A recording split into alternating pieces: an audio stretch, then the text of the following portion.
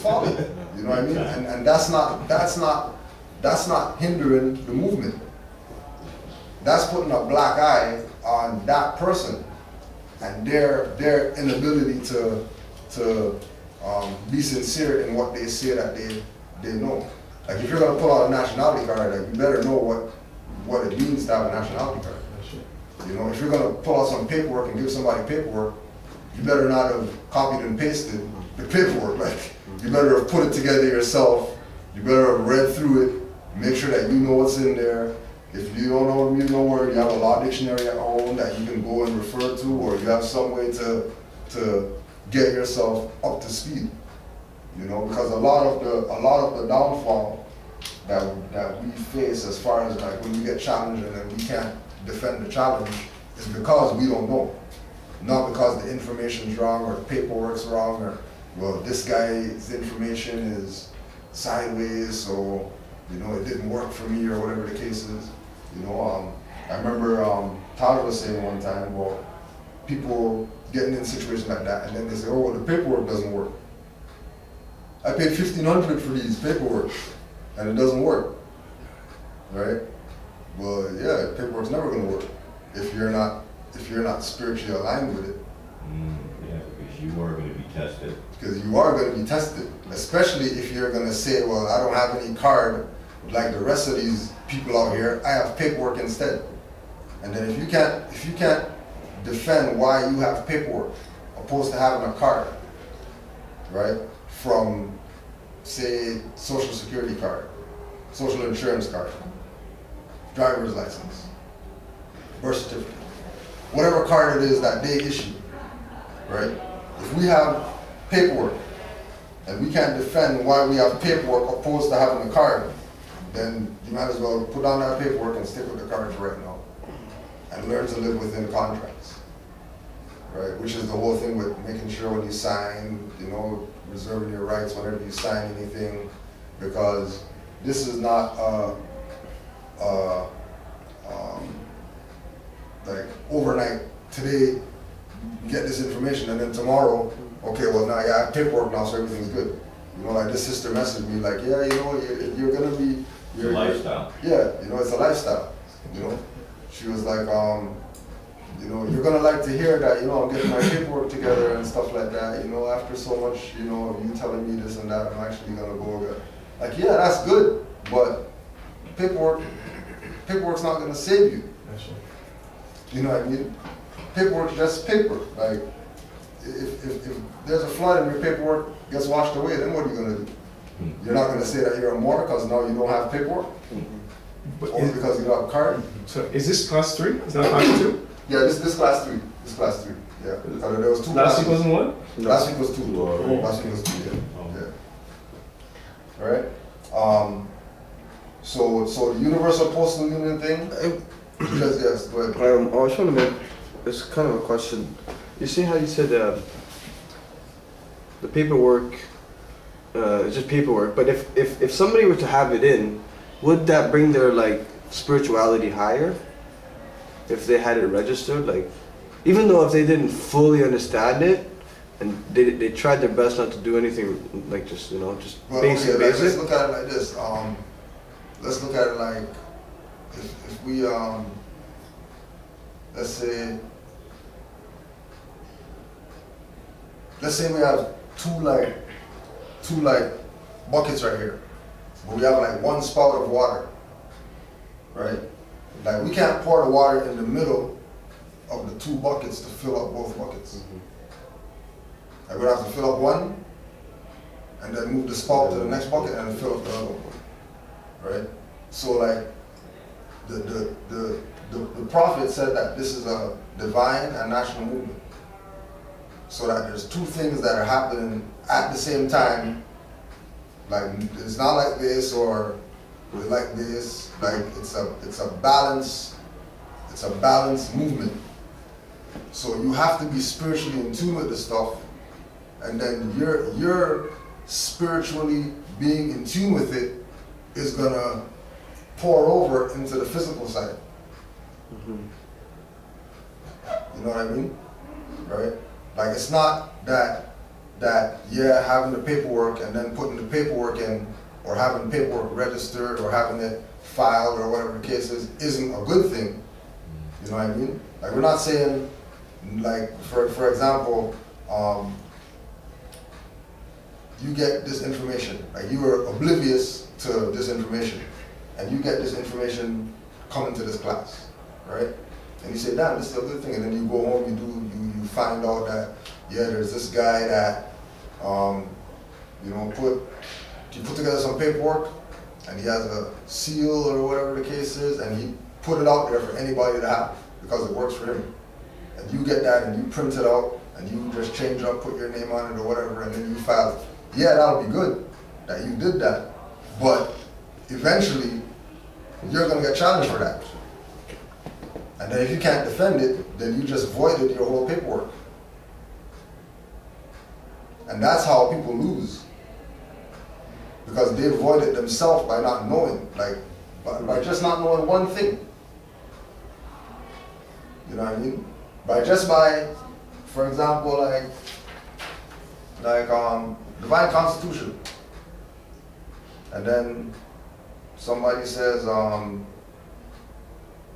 I see on your thing here, it says, Moorish American prayer, Allah, the Father of the universe, the Father of love, truth, peace, freedom, and justice. Like, what's that mean? If you can't say what that means, you just voided this. And you can't even use it now, because you voided it. And then once it's void, you're going to have to go back and then start over again, and then redo everything to make it right again. Because once it's void, it's done with. It's like when you say, okay, send everything registered, right? But if you don't send it registered, and then you go to the court, and you're like, well, yeah, I sent you guys the paperwork, you know, and you guys are supposed to have the paperwork, but you just sent the regular mail, then there's no obligation for them to even use the paperwork, because it's not registered. It's just some paperwork. It's just an envelope with a name on it. You know, so yeah, it's good that people want to get into this and they want to get excited and do stuff or whatever the case is. But this is not a group that, you know, you can just do that. You know what I mean? Like, you have to take some time and study and get a dictionary and know certain things and take this from that perspective. And then that's what the sellouts were supposed to do.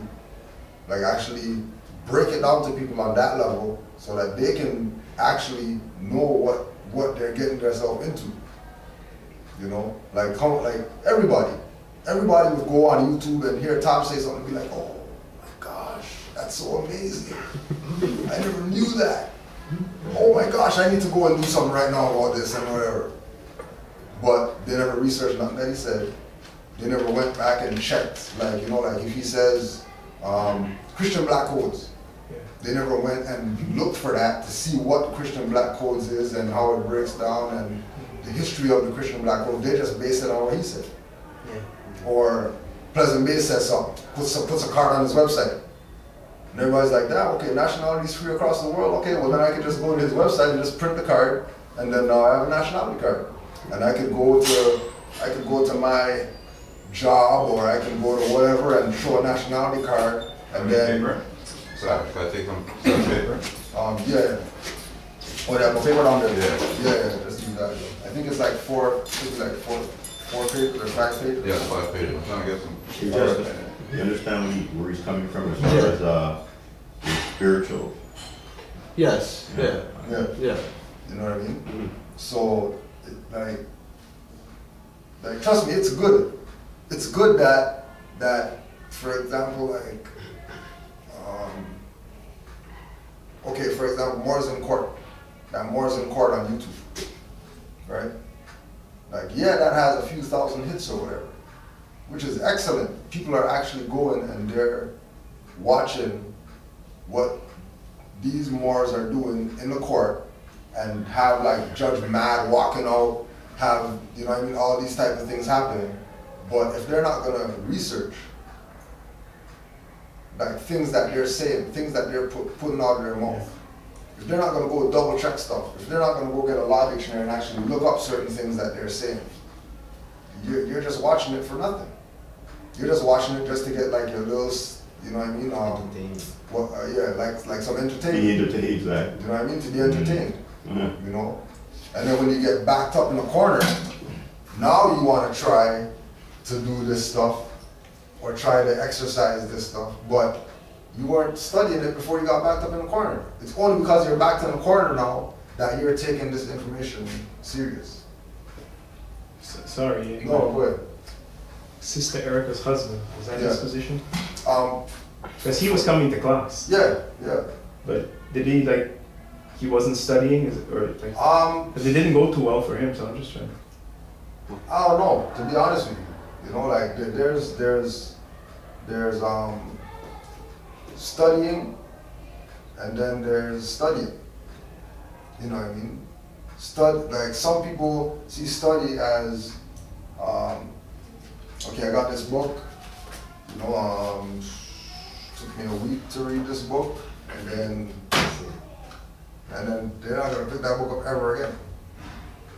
Then they go to this book, and they read this book, a month to read this book, and then they're not going back to that book ever again.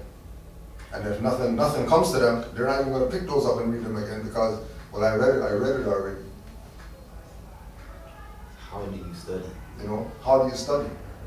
You know, and this is why we go to the foundation as far as like this information, right? Like Druad is the foundation of this information. Like that's what we're using as the measuring stick for how we're supposed to deal with this. And when Drew Ali was doing this work, he wasn't having he wasn't having these type of things. He was meeting with like mayors and councilmen and Pan American Conference, and you know what I mean? He wasn't dealing on this domestic level with this information. He was dealing with like presidents and stuff like that. You know, because his degree of what this is was based on study. It wasn't based on opinion, or it wasn't based on how he felt about something. It was based on the law. And it was based on knowing the law and being well versed in the law, so that if we study serious enough, as soon as they do something that's fraud, I go pick up on it. Yeah. You know, it's just like we do. When certain things happen, like with the paper. You know what I mean? That you're just gonna be just in a store, you see a paper, you look at the cover like, yeah, what's going on here, right? Yeah. These guys are trying to pull a fraud right now. Yeah. You know, just because we study. And it's not a thing. I think a lot of the problem too is that people think that if they still have a license or if they still have whatever, after they get into this information, that they're wrong. That they're not a real Moor because, you know, for a perfect example, right? So like Canada passport. Right? Like, have it on me. Because this is what I'm going to use as identification. But I know that when I open this up, like I have a picture of my fez on in it. Can you pass it around? Your fez is on it? Yeah, and all rights reserved. And I reserve my rights on it. Well, your fez is on? Yeah. Right? Because you learn to live within the contract.